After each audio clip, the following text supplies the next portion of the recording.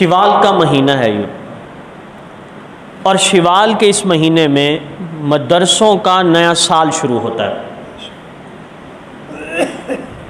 تو بعض دوست اس معاملے میں بڑے پریشان ہوتے ہیں کہ کیا کیا جائے، بچے کو سکول میں داخل کرائیں یا بچے کو مدرسے میں داخل کرائیں، یا اگلے ٹائم مدرسے جائے پچھلے ٹائم سکول پڑھے، کیا کرے، بڑے کنفیوز ہوتے ہیں۔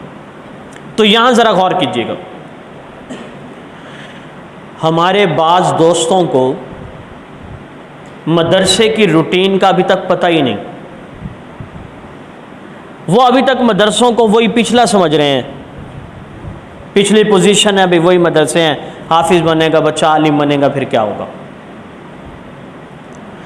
آج کا جو ہمارا دور ہے اور ہمارا ایریا، خصوصاً ہمارا ایریا، سنجیدہ والد جب اپنے بچے کو، وہ اب شعور سنبھال چکا ہے، اس کو پڑھنے کے لیے اس نے بھیجنا ہے، سنجیدہ والدین غور کرتے ہیں کہ کہاں بھیجیں کہاں نہ بھیجیں، مدرسے بھیجیں یا سکول، پھر مدرسہ بھی کون سا ہو، سکول بھی کون سا ہو، پھر تعلیم کون سی ہو۔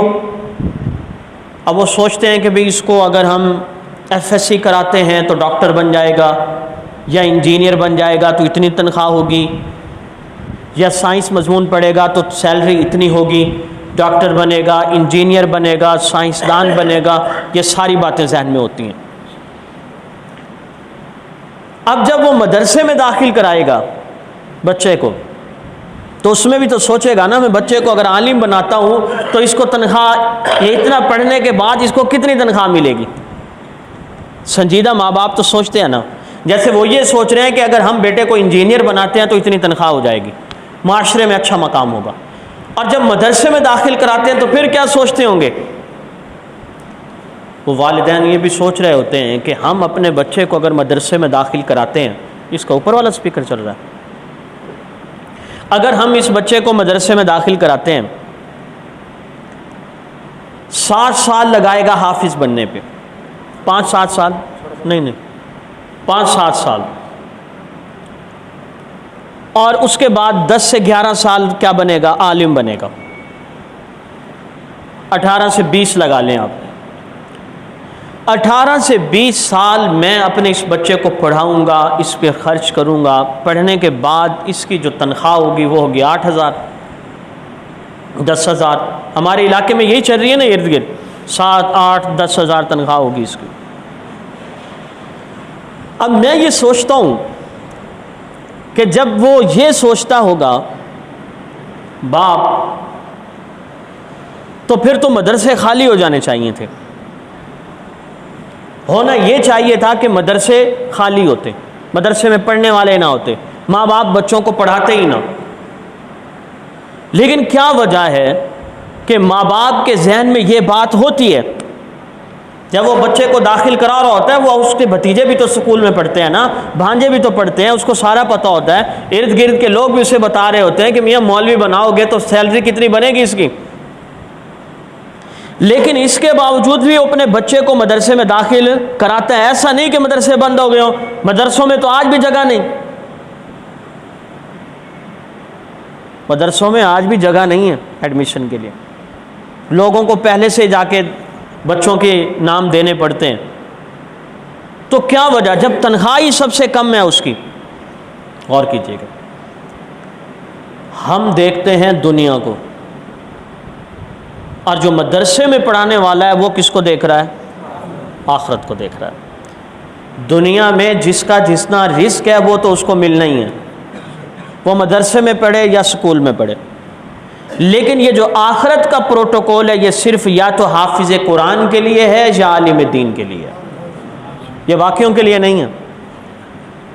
آپ صلی اللہ علیہ وسلم نے جو ارشاد فرمایا، من قرأ القرآن، جس نے قرآن کو پڑھا، فاستظہرہ، اسے اپنے سینے میں محفوظ کیا، فأحل حلالہ، قرآن نے جس چیز سے روکا رک گیا، وحرم حرامہ، جس چیز کا حکم دیا اس پہ عمل کیا، وحرم حرامہ، جس سے روکا اس سے رک گیا، تو اللہ کے نبی نے فرمایا ادخلہ اللہ الجنہ، اللہ تعالیٰ اسے جنت میں داخل فرما دے گا۔ اب یہ حافظ قرآن کہاں چلا گیا؟ اس کا اور کوئی پروٹوکول بھی نہ ہو حافظ قرآن کا، صرف اتنی بات کہ اللہ نے اسے جنت میں داخل کر دیا، یہی پروٹوکول کافی ہے۔ لیکن بات اتنی نہیں، حافظ قرآن تو گیا جنت میں، اب اسے کہا جائے گا رکو، یہ آپ کے لوگ کھڑے ہیں گھر والے، عشر فی عشری من اہل بیتی، گھر والوں میں سے یہ گھر والے کھڑے ہیں سارے، من اہل بیتی گھر والے خاندان کے لوگ، ان میں سے 10 افراد کی طرف تم اشارہ کرو۔ کیا کرو؟ یہ پروٹوکول ہے، تم بھی جنت میں جاؤ گے اور جن 10 لوگوں کی طرف تم اشارہ کرو گے میں انہیں بھی جنت میں داخل کر دوں گا۔ اور وہ 10 لوگ کون سے ہوں گے؟ حاجی، نمازی نہیں، کلہم قد وجبت لہم النار، وہ 10 لوگ وہ ہوں گے جن پر جہنم واجب ہوگی، جہنمی، نام جہنمیوں کی فہرست میں لکھا جا چکا ہے۔ لیکن حافظ قرآن کیا کہہ رہا ہے؟ وہ کہتا ہے یا اللہ یہ فلاں 10 کو جنت میں داخل کر دو۔ اللہ یہ نہیں فرمائیں گے کہ ان پہ تو جہنم واجب ہے، نہیں، وہ اشارہ کرے گا، اس کے خاندان کے 10 افراد کو جنت میں داخل کر دیا جائے گا۔ پروٹوکول تو ہے۔ اگلی بات، آپ صلی اللہ علیہ وسلم نے فرمایا من قرأ القرآن، جس نے قرآن کریم کو پڑھا، وَعَمِلَ بِمَا عَلِمَ فِيهِ، اپنے علم کے مطابق اس پر عمل بھی کیا، البسا والداہ تاج یوم القیامہ، اس قرآن پڑھنے کے والد کو قیامت کے دن تاج پہنایا جائے گا۔ یا اللہ وہ تاج کیسا ہوگا؟ فرمایا ضوءہ احسن من ضوء الشمس، سورج کی چمک کم ہوگی، اس تاج کی چمک اس سے زیادہ ہوگی۔ سورج کی روشنی کم ہوگی، اس تاج کی روشنی زیادہ ہوگی۔ اور یہاں مدرسوں میں حافظ کو جو رومال پہنایا جاتا ہے، کتنے لوگ ہوتے ہیں؟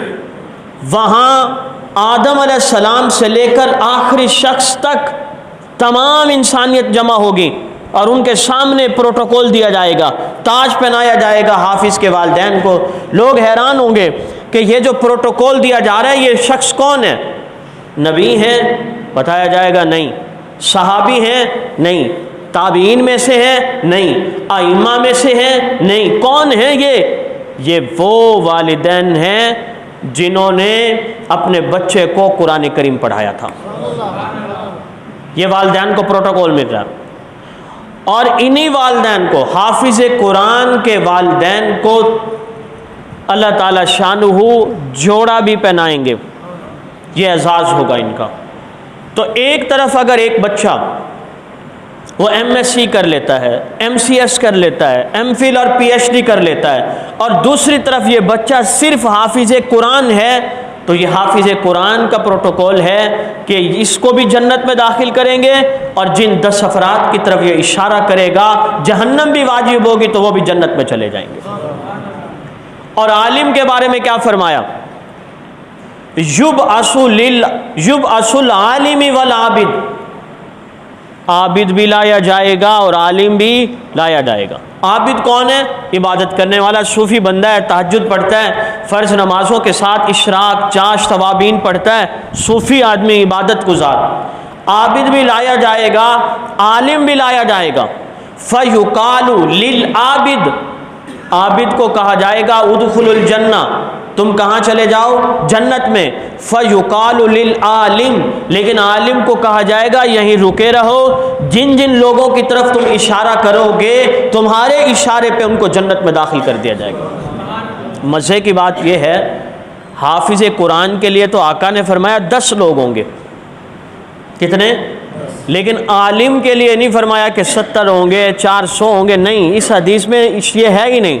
جتنے بھی لوگوں کی سفارش کرے گا عالم، اللہ تعالیٰ اس کو جنت میں داخل فرما دے گا۔